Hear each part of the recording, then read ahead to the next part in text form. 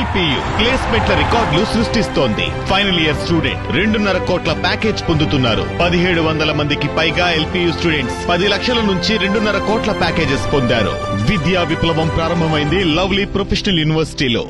Tab sir, ఇది ఎట్లాంటి పరిస్థితి కల్పించిందంటే, పల్లెల్లో ప్రభుత్వ స్కూల్స్కి వెళ్ళే పిల్లలు, చిన్న చిన్న పిల్లలు సాయంత్రం 4-4:30కి ఇంటికి రాగానే తట్టా బుట్ట తీసుకెళ్ళి ఆ పేడ తీయడము, ఇలాంటివి పట్టుకునే చేతులు ట్యాబులు పట్టుకునే స్థాయికి ఎదిగారు సార్ వాళ్ళు.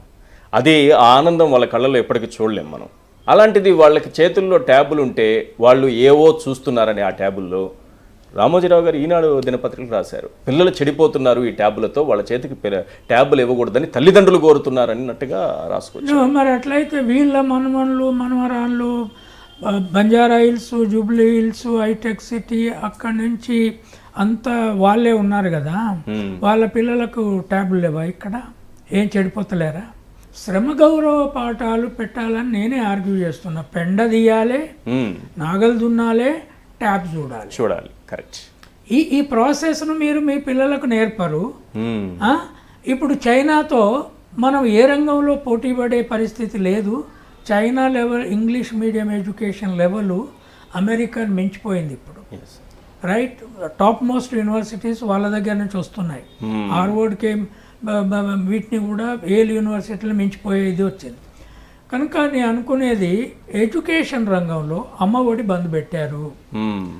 తర్వాత కాలేజీ పిల్లలకు జగన్ ఉండగా సంవత్సరానికి 20,000 తల్లి అకౌంట్లోనే వేసేవాడు. ఫీజు రియంబర్స్మెంట్ ఆగిపోయింది లేదా? నాకైతే లేదు సార్, ఫీజు రియంబర్స్మెంట్ ఆగిపోయింది. తర్వాత వసతి దీవెనని సపరేట్గా వాళ్ళకి హాస్టల్ ఖర్చుల కోసం ఇచ్చేవాళ్ళు, అదే ఆగిపోయింది. రెండూ ఇవ్వలేదు ఇప్పటివరకు.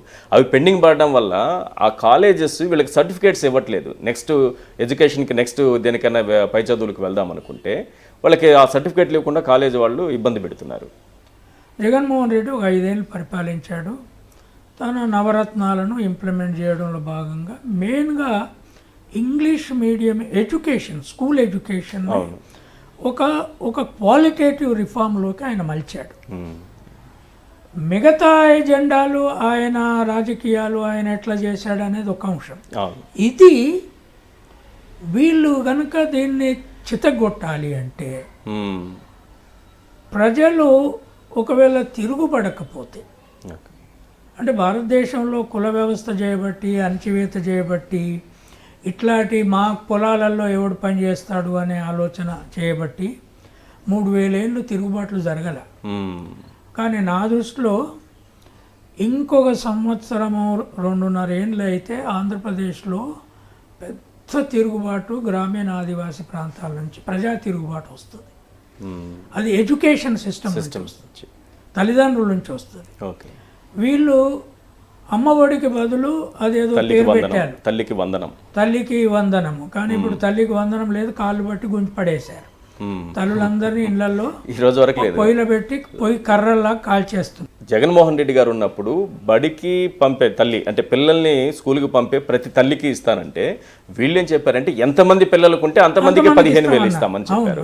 సార్, నాకు ఇక్కడ క్వశ్చన్ ఏంటంటే, అమ్మ ఒడి అనేది ఒక సంక్షేమ పథకమో, ఒక ఉచితంగా చూస్తారా, ఉచిత పథకం లాంటిగా చూస్తారా, ఒక సంస్కరణగా చూస్తారా? జగన్మోహన్ రెడ్డి గారు ఈ 15,000 ఇవ్వడం అనేది ఎలా చూస్తారు? 60% రూరల్ లేబర్ మాసెస్, 70-80% బీసీలతో కలుపుకుంటే, వాళ్ళ పిల్లలకు క్వాలిటీ ఎడ్యుకేషన్ రాకపోవడానికి, స్కూల్ బాగలేకపోవడం, వాళ్ళు నేషనల్ ఎడ్యుకేషన్లోకి పోకపోవడానికి ఇంగ్లీష్ మీడియం లేకపోవడం, మూడవది ఆర్థిక సహాయము పిల్లలను 8వ ఏట నుంచి లేబర్ పనికి పంపకుండా ఉండడానికి, వాళ్ళ తిండికి వాళ్ళకు మెయింటెనెన్స్ స్టేట్ ఇవ్వగలిగితే, ఇది నిలకడగా 12వ తరగతి వరకు చదువుకున్నాక తర్వాత వాళ్ళు చేయగలుగుతారా లేదా వేరే విషయం. 12వ తరగతి వరకు ఆడ మగ ఊల్ స్కూల్లోనే చదివితే బాల్య వివాహాలు ఆగిపోతాయి. పిల్లల ఇంటలెక్చువల్ బేస్ ఏర్పడుతుంది. ఆ తర్వాత మేధావులు ఇంటలెక్చువల్స్ అక్కడి వస్తారు. ప్రపంచంలో గొప్ప సైంటిస్టులు అక్కడి వచ్చారు. Bill Gates school drop out, America.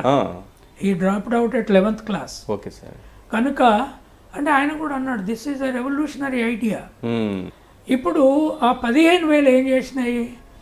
అతి బీద తల్లికి ఈ పిల్లలకు బట్టలు కొనడానికి, ఈ పిల్లలకు మంచి తిండి పెట్టడానికి, కరెక్ట్. ఈ పిల్లలకు పుస్తకాలు ఇచ్చారు, బ్యాగులు ఇచ్చారు, బూట్లు ఇచ్చారు, ఈ పిల్లలకు పోషక ఆహారాన్ని పెట్టడానికి ఇంటి స్టెబిలిటీకి వాడుకున్నారు. కరెక్ట్. వాళ్ళేమి మిగుల్చుకొని బంగ్లాలు కట్టుకోలే. ఇది కూడా ఓర్చలేని పరిస్థితి వెంకయ్య నాయుడుది, బుద్ధప్రసాద్ది, ఈవెన్ చీఫ్ జస్టిస్గా ఉన్న రమణది.